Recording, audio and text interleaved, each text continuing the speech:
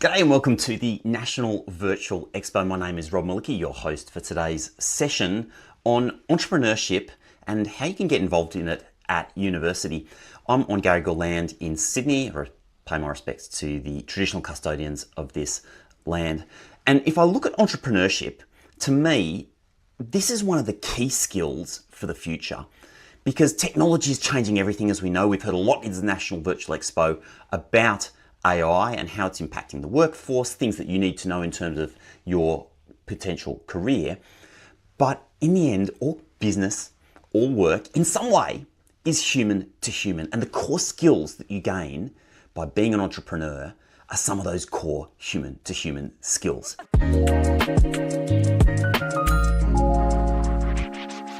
My guest today is Sam Brew from the University of New South Wales. He is the Chief Student Entrepreneur. How's that for a title? And we're going to be talking about getting involved in entrepreneurship activities in general, as well as how you might do that at university. Now, before you hesitate and say, well, I don't want to run my own business, entrepreneurship doesn't have to be just about starting up your own business. The whole mindset is about how you run projects, how you build something new. And you can do that even if you're working inside another company. Really excited for this session, so let's go and sit down and chat with Sam Brew. Sam Brew, welcome to the National Virtual Expo. Thank you very much, Rob. Lovely to be here. Super excited to be diving into your experiences at UNSW in the entrepreneurship side of things, but maybe Sam, before we kind of get to what it's like being involved in an entrepreneurship ecosystem at a uni, tell me a little bit about you and what you've been building. Sure thing. So I'm Sam. I'm a fourth year student. I'm studying maths and economics at UNSW in Sydney. I started to get involved in the entrepreneurship side of things on literally my first day of orientation week. I went to a random sort of app building workshop that UNSW Founders, the entrepreneurship arm, was running, and then did that session, got interested and kept working with them, kept going to events, and now, well, I practically live here. What I'm building is a cybersecurity startup. So we do end-to-end data encryption and security, mostly focused around large enterprise and government. I've been building that for about 2.5 years now, ramping up much more in the last year or so. So 2 days ago, just got back from a trip to the US. Wow. Yeah, that's crazy, right? Like you're not even finished uni and you're already building this thing that's taking you overseas. That's kind of wild. There's been extraordinary opportunities that I've been afforded through UNSW, which have been wonderful. Super cool. Okay, cool. Well, I'm looking forward to unpacking that a bit. Maybe let's just go back to the basics though. So somebody who's watching this, maybe a high school student who doesn't know what entrepreneurship is, or maybe they kind of know that it's about building a business of some sort, but doesn't know much more than that. Can you help put some meat on the bones of this idea of what entrepreneurship is, and then maybe we can dive into like what that looks like at uni? Sure thing. So defining entrepreneurship is always a tricky one, but I would say in most of your life, in high school, in university, you're mostly being given problems and you're coming up with solutions to them. And that continues throughout most of your career. In entrepreneurship, you're the one finding the questions. You're the one finding the problems, and then you're building solutions for them. So the classic example, right, is someone like Bill Gates or Steve Jobs finds a problem, starts building a company, then becomes massive. most of entrepreneurship is much, much smaller scale than that. And it can happen at a tiny, tiny community level. It can be really anything where you're finding a problem and you're thinking, this problem should be solved, and I think I can solve this. And then you're building some kind of a solution for that. As an example, I would use this exact expo, right? You've seen a problem of high school students and related communities not necessarily having all the information they could around choosing your uni, and you've created this as a solution, right? So I would absolutely call you an entrepreneur in that context. Yeah, it's interesting, isn't it? I mean, I've been kind of running my own businesses for nearly 20 years, so... But it took me a long time to see myself as an entrepreneur. I was like, no, I'm just like, I just want to like solve this problem. I want to start something and create something. I thought it was much more about creation. Yeah, definitely. And it's only about 5 years ago I went, oh, actually, no, I'm like a pure blood, so to speak, purebred entrepreneur, which is interesting. But some people might not realise that, often when you see entrepreneurship, you're looking at starting something completely, like starting a whole new business. But entrepreneurship can also be inside an organisation, can't it? Absolutely. Some people call this intrapreneurship. Whether or not you like that term is another question. But in terms of finding this sort of idea of finding a problem within a company, and then rather than going off and starting something completely new, instead staying within that company and building a solution there. So I suppose an example of this at a more relatable level might be university societies or high school clubs, right? You're staying within the system, you're seeing a problem and you're building a solution to it. In that case, it's more of a social solution, it's more of an events-based solution. In some cases, I'll use UNSW as an example. I know the Computer Science Society here built a sort of class scheduling platform, which later ended up inspiring the much larger class scheduling system that UNSW now actually uses. So that would be an example of intrapreneurship or entrepreneurship within an organisation. But yeah, absolutely. That fundamental ethos of seeing a problem and then building some kind of solution to it is the core of entrepreneurship, I think. We've got some great sessions during this expo on AI and the way it's impacting the workforce and careers and everything like that. But and folks, you can find that in the session description. There's links to all of the session catalogues and everything down below. And actually, before I go any further as well, got any questions for Sam as we're going, just drop them in the chat. Hopefully we'll have some time by the end of this session to address some of those. But if not, we do have a whole Discord. For those of you watching along, we're going to make sure that every question that even gets asked, if we don't get to it during this session, we will answer it on the Discord. So please add your comments and questions up there. But instead of you're talking about entrepreneurship, I was thinking about AI, and even in the uni space, I was recently at the University of New England, and obviously AI is going to impact learning at universities in a massive way. Absolutely. And for the most part, like most universities have kind of given that to the IT department and said, okay, you guys kind of work it out, like student management systems and whatever else. But at UNE, what they've done is they've actually spun that out into its own company. Okay. And so it's owned by the university. It's still an owned entity. It's still supported by the university. It's still been given the autonomy to build and create, but it's separate. And so that's the kind of thing where it's still within the bigger framework, but it's its own little bubble. Absolutely. And that gives it a lot more flexibility to move fast, innovate, which is when, inside these big existing companies, that doesn't always, it gets strangled off, if that makes sense. Exactly. That kind of innovation, yeah. No, so absolutely. Mate, back to your story, how did you find the problem that you wanted to solve? My story on that one is probably a bit of an outlier. There are a lot of founders who, and when I talk about founders, I'm talking about people who have started a company, who've started a startup. There are a lot of founders who see a problem either through their work, through their own experience. For me, I sort of got obsessed with cybersecurity and login systems during high school, and I kept on playing with the tech. And then, because I've been coding for a long time, I got really interested in that side of things, and then built it into a couple sort of hobby projects. And then when I came into contact with UNSW founders for the first time, I started to realize, okay, this could be something I could turn to a business, and I could use this particular thing of what I've been working on, and really started building it from there. The exact problem that we're working on today is quite different than the problem we were working on 2 years ago. I started this as really sort of a document security platform. Today we do much more work with sensor feeds, with drone feeds, that kind of thing. So the similar technology, but a very different use case. in an ideal world, you'll always be told you start with a problem and then you build the solution. In my case, it was more my obsession is around the solution, and then I saw the application of that to a specific problem. And that evolved through talking with customers. It evolved through trying to get people to trial our tech. And there was one really memorable instance where I was talking with a woman related to the Australian government, and I was talking with her about using this for document security, and she wasn't really getting it. And over the course of the meeting, toward the end, she said, "Could you do anything with drone feeds?" And then subsequently spent the next 6 months doing virtually everything with drone feeds. So she was absolutely right. But it's those sorts of, I suppose, really spontaneous interactions where you start to work out what people want, because at the end of the day, that it goes back to exactly what I was mentioning with you have to find the question as well. You're not just building a solution for yourself, you're building a solution for users, for customers, and you're not inside their heads, so you have to go and talk to them, you have to ask them.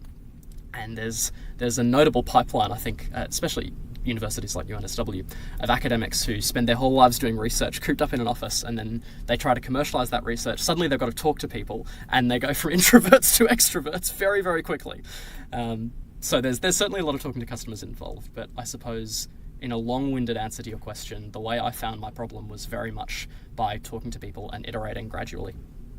So true, isn't it? I think that's one of the things that most people don't realise about the whole starting a business or becoming an entrepreneur, is that you start with this thing in mind, it's like, I'm going to solve this problem, I've got to create this solution. And I mean, I'd say 99 times out of 100, what you end up building and where the money is, where the actual real engagement drives, is something completely different. Absolutely. And that to me comes to this kind of core skill that, you know, being an entrepreneur gives you, which is that ability to adapt, to look at the data, you know, look at what's working and what's not, and sometimes make the very hard call of saying, I've done all this work over here, I now have to put 80% of that in the bin in order to pursue what is the actual opportunity. Have you come across that? Oh, absolutely. Absolutely. I remember we worked with a healthcare company for about 4 months, and we built a whole bespoke solution for them. And then at the end of the day, they couldn't get buy-in from their technical team to actually implement it. So it was sort of like, okay, well, that's 4 months of work down the drain, but you live and learn.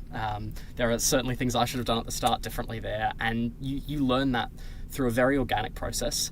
I think you also can't really be taught entrepreneurship. It's very much something that you work out as you go, because everyone's working on different problems. You're inherently doing something that hasn't been done before.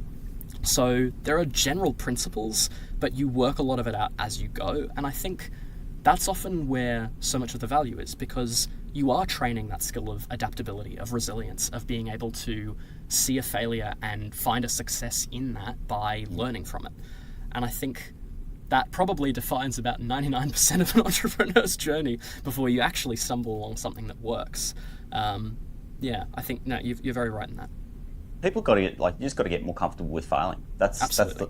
Honestly, and once you see life in those terms, that Absolutely. In fact you stuff something up, you fail at something, that's actually that gives you the learning about what didn't work, which actually points you in the right direction. Exactly. So more of us need to eat dirt more often, is my honest view. Absolutely. Yeah. And I think when you're brought up in a system where you're being given a question and it has one answer, you inherently see failure as, I didn't get the answer. But when you don't know what the question is, when you don't necessarily understand your customer, when your customer doesn't understand their problem, then it takes a long time to work out what people actually want and what you should be building. There's a quote from Henry Ford about this. If I'd asked people what they wanted, they would have said faster horses. And of course, he invented the Model T Ford, right?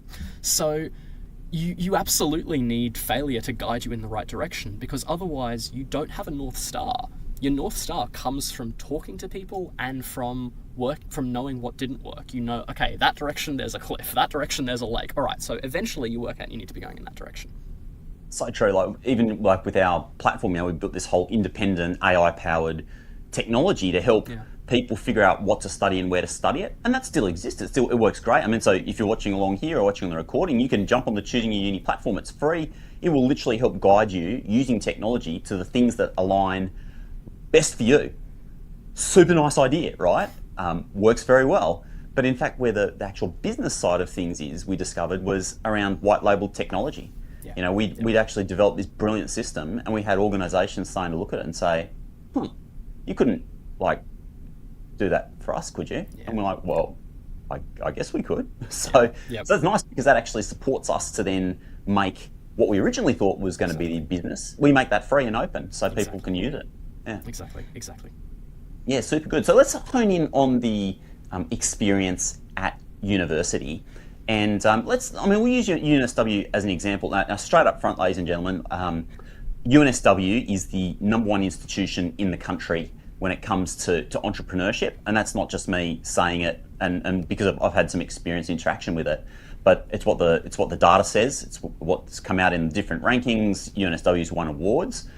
So as we talk through this, entrepreneurship and these programs supporting entrepreneurship do exist at most universities, I'd say, and some element of what we'll probably talk about exists in some form. So yeah, let's maybe hone in on your sort of journey through entrepreneurship. What sort of things have you been involved in, and what sort of skills have you gotten out of that, Sam? Yes, certainly. So as I said, I started my interaction with UNSW Founders, which is the entrepreneurship arm at UNSW, on literally my first day of orientation week. Went to this random event I saw and realised, okay, these people are doing something that I'm interested in. Kept working with them and went through a number of other workshops. So UNSW Founders runs sort of 3 stages. We go curiosity, then we go idea, and then we go startup. And so I was around a lot of the curiosity workshops on things like pitch skills, entrepreneurial mindset, using different AI tools. I was around that for a while. And we also run a really superb program at UNSW called Coach and Connect. And some other universities have forms of this as well, where any student, staff, or alumni as well, so after you graduate, you can still have access to this. You can book a free 30-minute coaching session with any of now about 40 mentors who all have experience in and around startups. Many of them have built startups and sold them. And I booked a mentoring session with a bloke who would later be my mentor for the next 2 years. And he was exceptional, was very understanding of what I'd already done, what I'd built, what I was interested in, the fact that I was still studying, etc. And I kept being around those sorts of programs.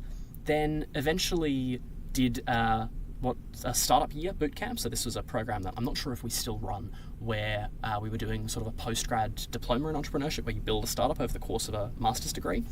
So I got to do the boot camp for that, even though I was still only a first year in my undergrad. And I met a bloke there who was then running a similar boot camp the following year. That was more focused on selling to government and commercializing in and around defence. So I had a chat with him, went to that, met some people through that, and it's really sort of snowballed from there. So there's no sort of syllabus. There's no you do this, then you do this, then you do this. Everyone's pathway is very, very unique. And I think the best entrepreneurial support programs provide a wealth of opportunities that you can choose from at the right moment. So for me, my first year was very much a time when I was exploring uni, working out what I was doing, and deciding in more detail the problem I wanted to solve. That started to crystallize much more for me in my second year. And then I did something called the Peter Farrell Cup, which is UNSW's student pitch competition. We came second in that, which was amazing. Did all sorts of things on the back of that, and then eventually went through and just at the end of last year, at the end of my third year, did the 10X Accelerator, which is only some universities have this.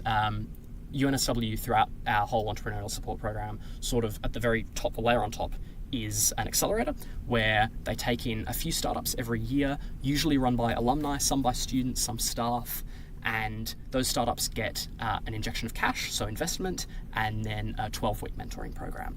And at the end of that, I got to pitch to some amazing people, mostly around government and defence. That was an extraordinary opportunity. Since then, I've gotten to pitch at Parliament House in Canberra. I've gotten to go to the US twice. It's been really just extraordinary. And again, there's no set progression here by any means. I have friends working on solar panel recycling technology. They've gone to China, I think, 6 times in the last 6 months, looking at things on that side. Everyone's path is very different, and at the end of the day, what a university can provide is connections to people doing interesting things, to faculty working on similar problems. They can provide effectively a way of concentrating talent. And just last week I was at Stanford University in the US, and this is exactly what they do as well. Fundamentally, at the very top of best of the best, what you're doing is you're just concentrating talent. You're putting interesting people doing interesting things in a room together, you talk, and amazing things happen from there. That's really all you can ask for, and that's all you need to do really extraordinary things. Yeah, that's amazing, isn't it? I mean, UNSW very very generous in terms of its support. Absolutely. But I think some of the things you've highlighted there in your journey and the things that you've been involved in really talk to these kind of base skills. I mean, for some people, creating a full business is the goal. What I believe and what I've heard from what you're saying though is that some of these skills you're gaining, like the networking opportunities, the soft skills to be able to present, even just be able to pitch an idea, to persuade, to negotiate, the resilience, the opportunity to travel. Like, these are amazing skills that, regardless of what you study, engineering, IT, sure, but nursing, education, Absolutely. humanities, like, these are skills that, regardless of any field of study you go into, Absolutely. I personally believe they're the core skills for the future. Absolutely. I think it is shocking how little of my degree has been immediately relevant to what I do today. It comes in absolute handy, certainly, but very often it's almost a slightly separate part of what I do. The biggest value in university for me has very much been that talent concentration. It's been the connections of meeting extraordinary people doing extraordinary things. And what I learn in terms of the hard skills in the courses I study are relevant at times, they're not relevant at other times. But it's exactly what you're saying. It's the soft skills, it's resilience, it's networking, it's learning how to have a conversation with someone, work out what they want, and try to convince them of what you want at the same time. It's all of this. It's the opportunity to travel, absolutely. And I think everyone builds those skills over time with whatever you choose to do. You build them in different ways at different times. As I was saying, there are a lot of academics who will go through a PhD or whatever. They'll spend 10, 15 years researching, and they'll be fantastic at what they do, terrible at talking to people, and then if they ever try to commercialize their research, they'll learn that skill really, really quickly. So I think a lot of people who know me now would describe me as a fairly confident guy. That was not true at all 4 years ago. All of this is learned, I tell you that. And I think being involved in startups, in entrepreneurship, is kind of a crash course in a lot of those skills, because you have to learn them very quickly, and you do. And it's not for everyone, absolutely. Some people love running a company. Some people want to be involved in a company someone else is running. Some people just want to be on the periphery. Some people want to have nothing to do with it whatsoever. All of that is fantastic, and you will learn incredible skills no matter what. And I think the most important thing is to trust your gut with this, because there is no defined pathway, and inherently you'll work things out at the rate you work them out. So I think if there's one skill that I've learned above all else, it's be intuitive with all of this. I love that. And as you're talking, I'm thinking about some of the sort of like famous entrepreneurs, Melanie Perkins or Mike Cannon-Brookes, out of Australia, Elon Musk's and Mark Zuckerberg's, and often these people are kind of held up as like, oh, that's what an entrepreneur is. But the reality is that even in those extraordinarily successful big companies, the person that was second through the door, that was fifth through the door, that was 10th through the door, that headed up engineering, that basically was locked in a room and hates talking to people, that person's still an entrepreneur. They're still been at the coalface. And imagine being like 10th in the door at Facebook. Absolutely. You don't have to be the face that's out there, that's pitching, that's like dynamic and Mr. or Mrs. Extrovert. Like, there's a role for everybody in these ecosystems. Absolutely. Wouldn't you agree? Absolutely. And another part of this that we haven't talked about is venture capital as well. So for reference, a venture capitalist, or a VC, as we call them in the space, is someone who provides money to startups in exchange for essentially a share of the company. And that's really the way that a lot of startups, especially those that need a lot of cash to start off, so those building hardware kind of things, that's how those startups will get started. And there is an extraordinary spectrum of people there as well. You talk with VCs who are extraordinarily open and extroverted, but they have no interest in running a company. They just want to provide the capital so that people who do want to run a company can do amazing things. You also meet other people, there was one VC I had a meeting with a while ago who we had a meeting in a library for an hour and a half. We spent half the time talking about maths, and she couldn't run a company, had no interest in running a company, and probably wouldn't terrible on like the commerce side of things, but she understood the technology so deeply, and that made her really unique and extraordinarily valuable in what she did. So I think you're right, there's such a spectrum. And just last week I met, while I was in the US, one of the first 200 employees at Google. And again, someone who has no interest in running a company, but through the experience of being part of such a dynamic place so early on, he's been able to provide advice to so many other companies that's been invaluable. So this space is very much one where everyone has something to provide if they're interested in doing so. Absolutely. So what I would absolutely say to anyone that's kind of looking along, and if you're in this session, it means you've got an interest in this and you need to get involved whichever university you end up at. Obviously, like when it comes to choosing a university, if this is really your drive, UNSW to me is the pinnacle. But there are many other universities where they're quite strong, and it's you can look at it on the Choosing Your Uni platform.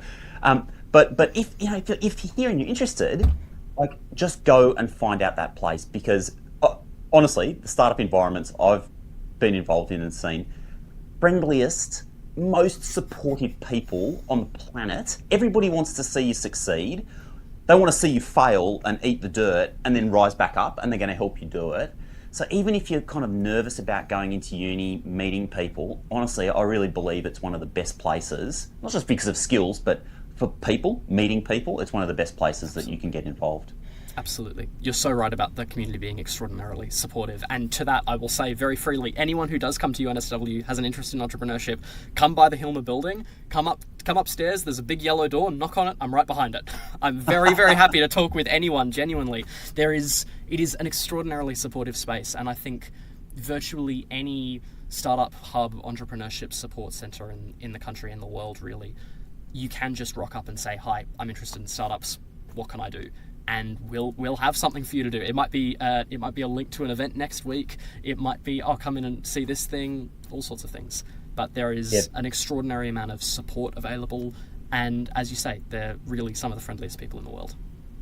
And it makes a lot of sense. I mean, just the way, this is my final thought, and then maybe Sam, I'll leave you some space to give a final thought. But for me, in a world of AI where everything can be generated in fractions of seconds, an image, sound, music, video, ideas. Ideas are a commodity now. You ask ChatGPT for an idea, boom, it gives you 100 ideas in 5 seconds. These things are commodities. Everyone can have them, they're unlimited. What really matters for you and in your career going forward are the skills that you've got to take an idea and to turn that into some sort of reality. Absolutely. And that is resilience, it's creativity, it's persuasion, it's negotiation, it's adaptability. These are the things you get from being an entrepreneur or being involved in that ecosystem. So you should get involved. Absolutely. Sam, how about your last thoughts? Let me put it this way. Someone sitting, they've been watching this session, high school student, interested, what advice would you have for them? I think the biggest piece of advice I would have is exactly what you were saying earlier, Rob. It's get involved, because these communities, they want to have you there. In Australia especially, we need to have you there. Australia's startup community has gone from good to genuinely world-class in the space of, honestly, 18 to 24 months. Like the last 2 years, we have seen an enormous amount of growth. The space is here. We want you to be a part of it, absolutely. And even if you have no idea what that looks like yet, if you just have a grain of interest in startups, in entrepreneurship, in everything or anything we've talked about, come by the University Entrepreneurship Centre. I would hope that's UNSW, because as you were saying, we are the best in the country for this. We're the best in the Asia Pacific. And that's because we have some of the best people, and it's because we have an extraordinarily supportive ecosystem that is well funded and that is able to and designed to support your ideas fundamentally. That's what we're here for. I run student outreach for UNSW founders. My door is always open. If you send me a connection request on LinkedIn, of all places, I'm probably the only person in my generation who uses LinkedIn more than Instagram. If you send me a connection request there, I'm very happy to have a talk with you, absolutely. And fundamentally, it's get involved. It's come by these spaces, have a think about what you want to build, what you want to be involved in building, and what you think you can bring to these spaces, and they're here for you, absolutely. Yesterday has been Sam Brew. You're the Chief Student Entrepreneur, are you not, at UNSW? I am. Don't ask me what that title means. We decide that on a week-by-week basis. Perfect. Chief Student Entrepreneur at the University of New South Wales. If you want to look up Sam and everything that he's working on, it's down in the description below, so you can certainly go and check that out. Really good to chat with you, Sam. Thanks for joining me at the National Virtual Expo. Thanks so much for having me, Rob. Much appreciated. Well, I hope you got something out of this session. And if you have any questions at all, you can head to choosingyouruni.com and ask Lumen. Lumen is your AI guide who knows about every university, every pathway, every option that we've talked about throughout this virtual expo. And Lumen is available to talk to you 24/7. So it's ready when you are.